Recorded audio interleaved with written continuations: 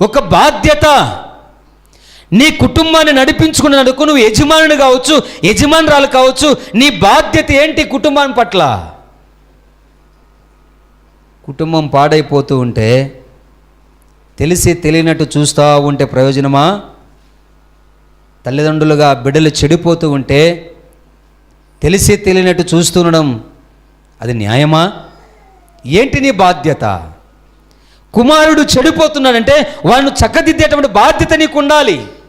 కుమార్తె చెడిపోతుంటే నువ్వు చక్కదిద్దేటువంటి బాధ్యత నీకు ఉండాలి. గ్రామము చెడిపోతుంటే ఆ గ్రామము నీ ఒక బాధ్యత నీకు ఉండాలి. చెడిపోకుండా చూసుకునే బాధ్యత నీకు ఉండాలి. బాధ్యత లేని కుటుంబాలలో ఏముండదు? దేవుని సన్నిధి ఉండదు, దేవుని ఆశీర్వాదం ఉండదు.